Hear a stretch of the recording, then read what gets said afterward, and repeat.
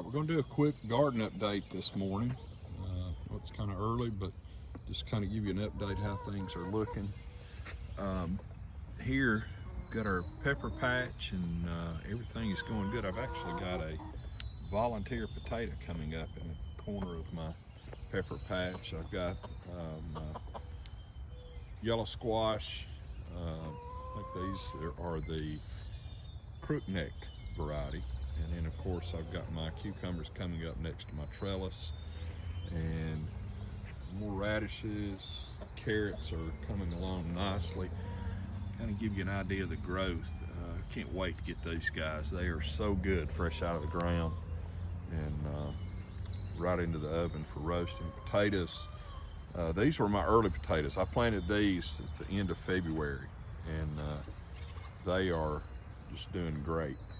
So hopefully here in just maybe a couple of months, I'll have some new potatoes. I love to dig those little red potatoes up. And of course, here's my bed of salad greens, and I have some tomato plants here. I've got my cherry tomatoes and my Cherokee purples here, and they'll grow up this archway and hopefully over the archway, and I can't wait to see that happen.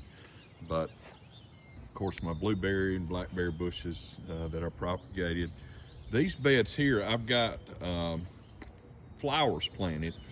It's basically just an assortment of wildflowers, and these are going to be good for pollinating and helping pollinate and attracting bees, hummingbirds, those kind of things in these particular tubs. Now this tub is something kind of new for me. I'm going to try to do some herbs, and I planted these, I don't know, a couple of days ago. I had this tub and that tub over there here, and didn't have anything in them.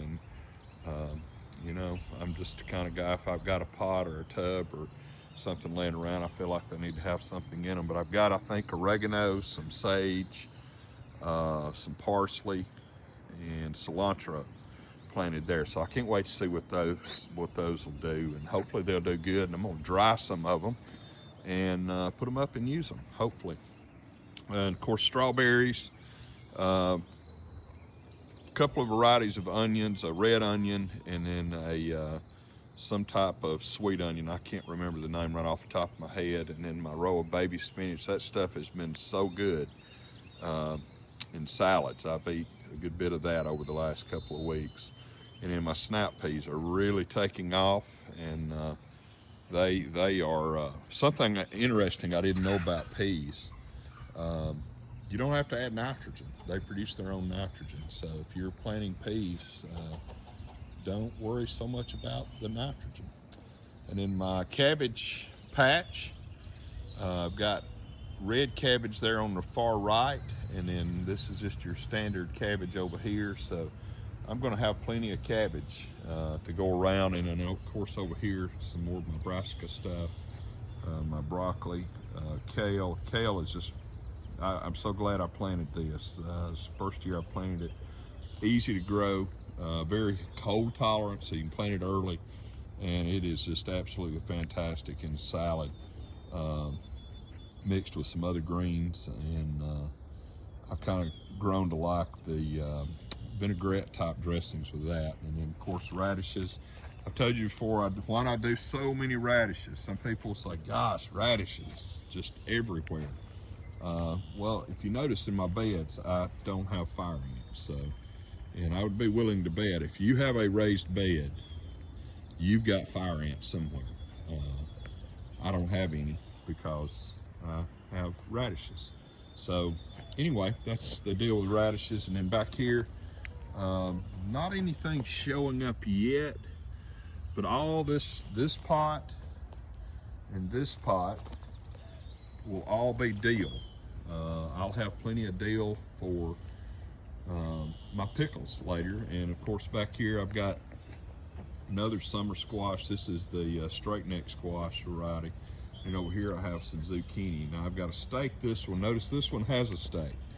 Once these start growing and bushing out and forming a main trunk, what I'll do is I will take the bottom limbs that aren't producing any kind of fruit or blooms, and I'll just clip those off and prune those, and that thing, I'll get it to climb up this stake. It's about a 4-foot stake. It'll climb. I had one last year that climbed up to about 7 foot. So squash will climb just like a cucumber. A lot of people don't know that, and they actually will produce better. It'll keep the squash vine borers out of your plants because it gets it off the ground. It'll make your fruit healthier, and they'll produce longer because they get the airflow.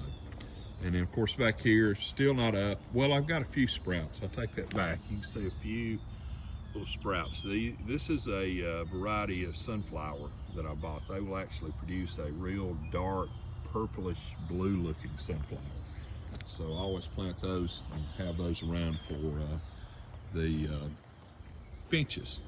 And had a lot of gold finches last year. And then this is one of my blueberry bushes. I've got to get another one of these. I've never raised blueberries, but I did find out that you need 2 of them in order to properly pollinate and to produce berries. So I've got to pick up another one of these and get it in another pot. And of course, another volunteer potato. I have no idea how that potato got in there. Probably, my guess would be one of the local little squirrels or chipmunks dragged it in there and buried it for safekeeping. And in here will eventually be a bed of zinnias in this bed here. It's one of my favorite flower beds, but I've got zinnias and some wildflowers mixed in there. Over there, as I told you, if I have a pot laying around, I'll put something in it. There's some zinnias actually in there that are volunteering from last year. And I finally have some action in my grow bags over here. It's my last batch of potatoes that I planted, and they're starting to pop through the ground. So this will be my late crop of potatoes. I've got red potatoes and some yellow potatoes mixed in, and then these were my 2 early tomatoes. I've got to get out here today and get a cage around these guys, or a stake of some type. I have a Better Boy tomato here, and then my Cherokee Purple here. I planted these back probably mid-March because we had some pretty cold weather, and I had to baby them around, move them into the greenhouse, move them out of the greenhouse. And that's one thing I love about having my greenhouse, is it allows me to, early stuff like this that I can plant in smaller containers, I can move them in and out. And so, you know, I've had people ask me, you know, why would you build a greenhouse? Why do you need a greenhouse? Well, for that exact reason, that along with starting some seed early. And it was an easy build, and it was one that I'm glad I've done. And I'll give you a glimpse of my main strawberry boxes. And these are doing just great. I put these out late last fall, November, and they are just going gangbusters. There are blooms galore. You can see, if I can get close enough, starting to get some berries to form, and I cannot wait to come out here and be able to pick some fresh strawberries. There's a couple of berries there that have formed. So hopefully here in a few days I'll have a couple of fresh strawberries to pick from. But anyway, hope you have a great day. Just wanted to share just a quick update. I've got a little bit more to plant, depending on what I plant, whether I'll do a video of it.